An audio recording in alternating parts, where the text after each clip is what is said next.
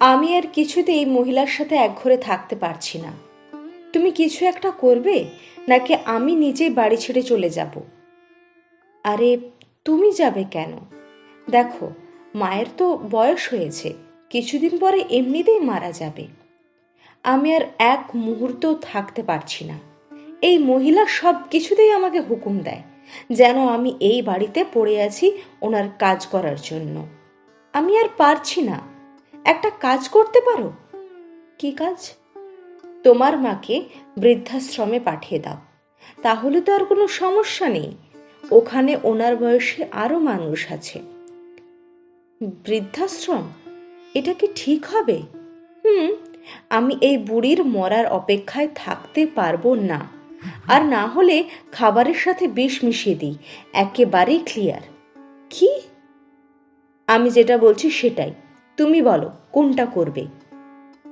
ছেলেটা কি করবে চিন্তায় পড়ে গেছে। বৃদ্ধাশ্রমে পাঠালে লোকে কি বলবে? অন্যদিকে আড়ালে দাঁড়িয়ে ছেলে আর ছেলের বউয়ের সব কথা শুনছে মা। মায়ের চোখ দিয়ে টপ টপ করে জল পড়ছে। মায়ের বুক ছিঁড়ে কান্না আসছে। উনি নিজের রুমে গিয়ে সন্তানের জন্য একটা চিঠি লিখে বের হয়ে গেলেন। ছেলে আর ছেলের বউ কিছুক্ষণ পরে মায়ের রুমে আসে। এসে দেখে মা বিছানায় নেই, ওখানে আছে একটা চিরকুট। ছেলে চিরকুট হাতে নিয়ে পড়তে শুরু করে। বাবা, আমি চলে যাচ্ছি।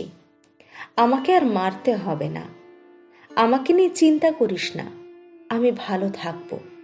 তুই ভালো থাকিস। তোর বউয়ের খেয়াল রাখিস। মেয়েটা অন্যের বাড়ির থেকে তোর কাছে এসেছে, ওর অযত্ন করিস না। জানিস খোকা, তোর বাবা মারা যাওয়ার পরে তোকে আমি অনেক কষ্ট করে বড় করেছি। নিজে না খেয়ে তোকে খাইয়েছি। তুই আমার খুব আদরের ছিলি খোকা। তুই যখন ধীরে ধীরে বড় হচ্ছিস, তখন মনে হচ্ছিল আমার ছেলেটা বড় হয়ে এই অভাগা মায়ের যত্ন নেবে। সব সুখ সবার কপালে থাকে না, আমার কপালেও নেই। তুই যখন বড় হলি, চাকরি করতে শুরু করলি, তখন ভেবেছি তোকে আমি পছন্দ করে বিয়ে করাবো। কিন্তু তুই যখন বলছিস তুই একটা মেয়েকে পছন্দ করিস, তখন আমি দুইবার না ভেবে রাজি হয়েছি। কারণ আমি চাই আমার ছেলেটা সুখী হোক। খোকা, জানিস, আমার মনে খুব কষ্ট রে। কথা বলার একটা মানুষ নেই আমার। তুই কি বলতে পারবি শেষ কবে তুই আমার সাথে বসে একটু কথা বলেছিস? শেষ কবে আমাকে জিজ্ঞেস করেছিস, মা তুমি কেমন আছো? মা তুমি খেয়েছো কিনা? আমাকে শেষ কবে তুই মা বলে ডেকেছিস? আমি সব সময় অপেক্ষা করতাম আমার খোকা আমাকে একবার মা বলে ডাকবে। অনেকদিন হয়েছে তোর মুখে মা ডাক শুনি না। আমার বুকের ভেতরের তোর একটা বার মা ডাকেই নিভে যেত। আমার তো খুব ইচ্ছে করত তোর সাথে একটু বসে কথা বলি। জানিস খোকা, আমার সব থেকে বেশি কষ্ট লেগেছে তোর বউ যখন বলছে আমাকে বিষ খাইয়ে মেরে ফেলবে, আর তুই কিছুই বললি না তখন। আমি শুধুই তোর মুখের দিকে তাকিয়েছিলাম। তুই কখন তোর উত্তর দিবি?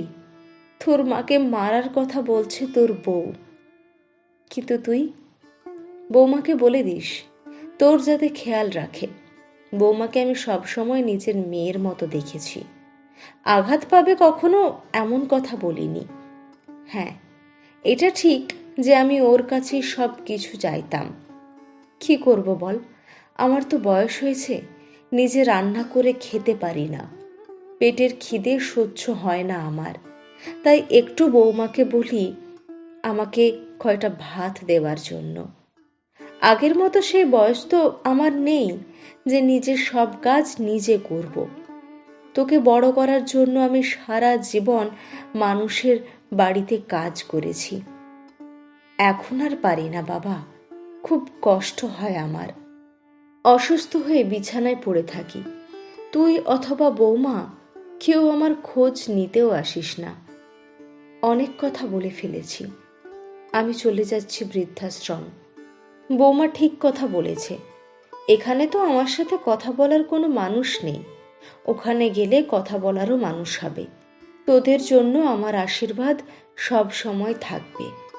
তোরা খুব ভালো থাকিস। ইতি, তোর বাড়ির আপদ।